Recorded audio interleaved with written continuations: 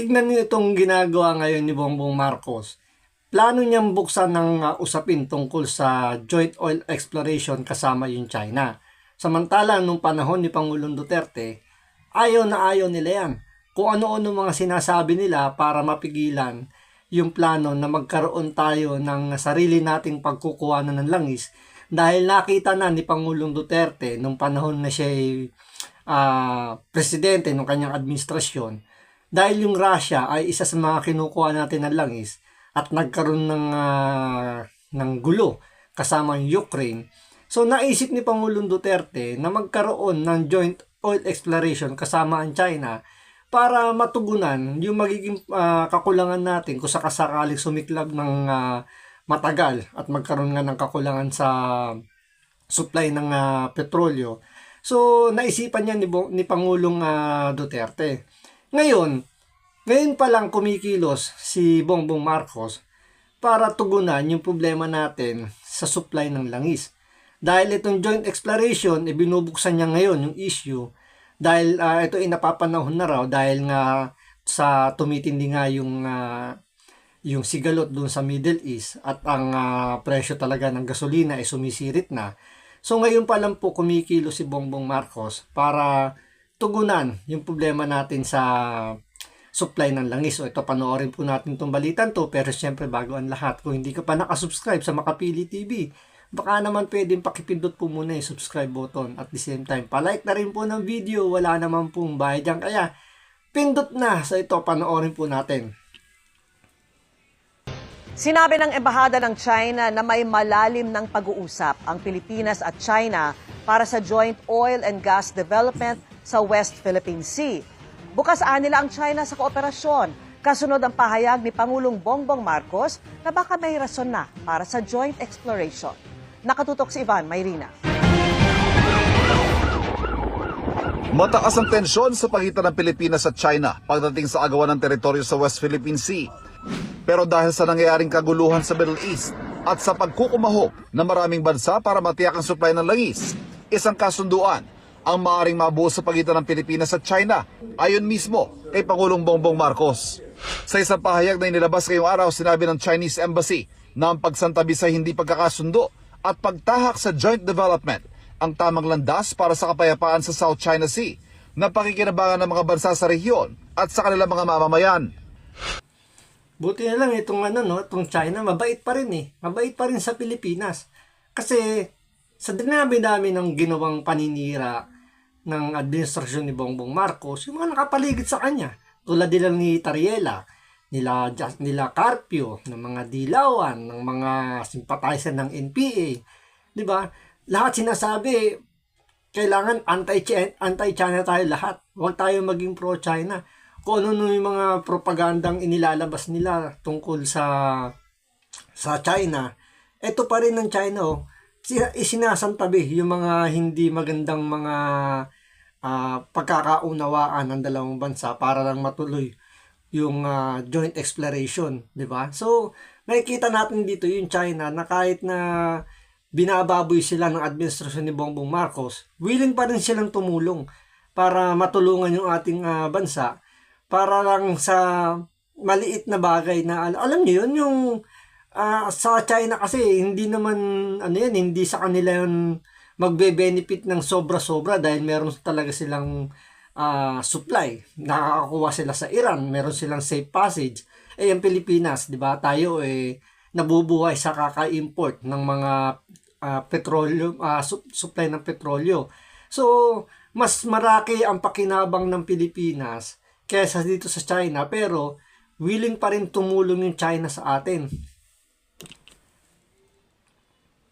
Nagkaroon na raw ng malalimang mga pag-uusap para sa joint oil and gas development sa South China Sea at umuusad naman daw ang diskusyon. Hanggat ipinapakita raw ng Pilipinas ang katapatan sa pakikipag-usap, mananatiling bukas ang China sa dialogo at kooperasyon. Sagot dito ng palasyo, hindi kailanman hindi naging sincero ang bansa sa pakikipagnegosasyon. Sa lahat ng pagkakataon, sa lahat ng okasyon, ang Pilipinas ay laging sincere sa pakikipag-usap, pakikipagnegosasyon. Kung ano man po ang maaaring idulot ng anumang negosasyon at ito ay magiging maganda para sa Pilipinas, yan naman po ay hindi tututulan ng Pangulo. Kahapon sinabi Ang problema lang dito, kung naniniwala yung China na sincere talaga itong administrasyon ni Bongbong Marcos. Dahil nakikita naman nila na iba yung ginagawa sa sinasabi ni Bongbong Marcos. Kababayan na nga natin, di ba, binitbit si Pangulong Duterte papunta sa dahig. Nanggaling sa bibig ni Bongbong Marcos na hindi papasukin yung ICC. Pero mamukat-mukat ka, isa pala siya sa mga nagplano para mabitbit si Pangulong Duterte doon sa China. So, sa tingin ko, hindi naniniwala yung China na sincere ang Pilipinas o yung gobyerno ni Bongbong Marcos tungkol dito sa joint exploration. So, hindi natin alam kung anong magiging plano rito ngayon ng China kasi alam naman natin ng China pagdating sa negosyo, matatalino yan. Hindi yan magpapaisa dito kay Bongbong Marcos.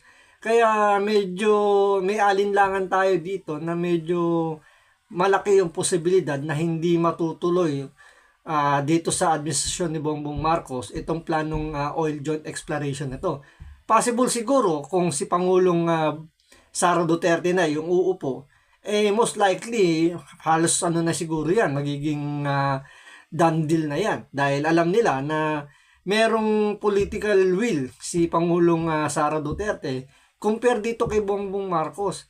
Kaya yung sinasabing sincere itong si Bongbong Marcos pagdating sa usapin ng joint oil exploration, medyo may duda rito yung China kasi nga nakita nila kung paano magpatakbo ito si Bongbong Marcos.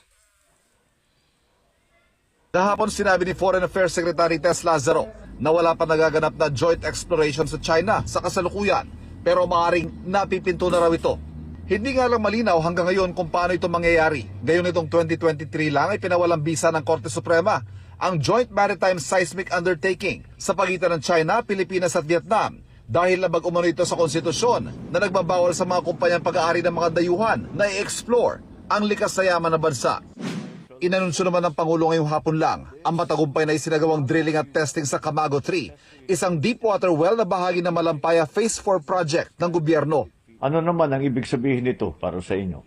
It means more power, steadier power, and cheaper power. We are targeting first gas delivery by the fourth quarter of 2026, and we are not stopping there. The next well, Bagong Pag-asa, sits 30 kilometers north of Malampaya and is already in the works. Ang Malampaya nagsusupply ng hanggang Dito maniniwala ba kayo kay Bongbong Marcos na mapapababa nito yung presyo ng langis, yung presyo ng gasolina natin?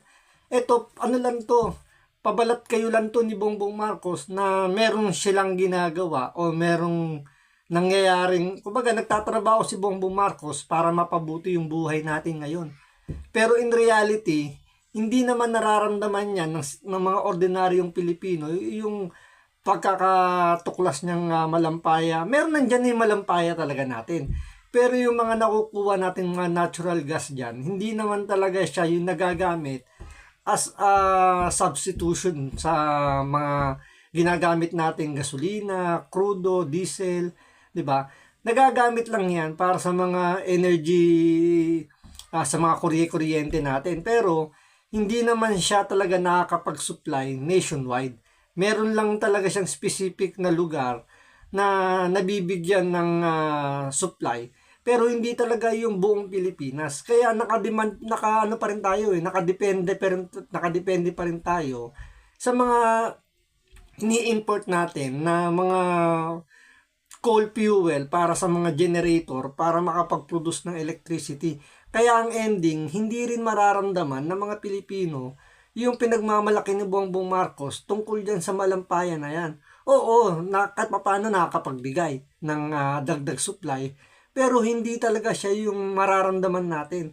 So, ang presidente talaga o yung namumuno talaga sa atin, dapat, kung mag-isip, dapat advance, kagaya ni Pangulong Duterte. Hindi kagaya na ito ni Bongbong Marcos, nakikilos pa lang kung kailan andyan na yung problema. Kaya ang nangyayari, lumulubog tayo ngayon sa kahirapan, pero ang ating mga namumuno, parang walang nakikitang pagkakamali at walang nakikitang krisis.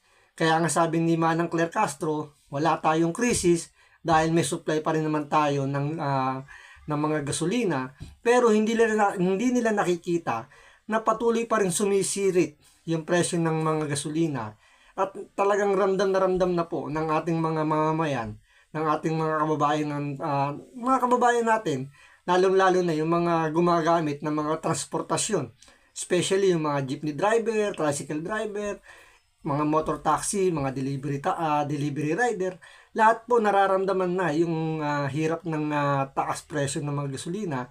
So talagang mahirap lang talagang unawain yung sinasabi ni Manang Claire Castro na may ginagawa po si Bongbong Marcos para tulungan po ang ating mga kababayan. So hanggang dito lang po muna. Maraming salamat po sa panonood. Ingat po kayo lagi. God bless.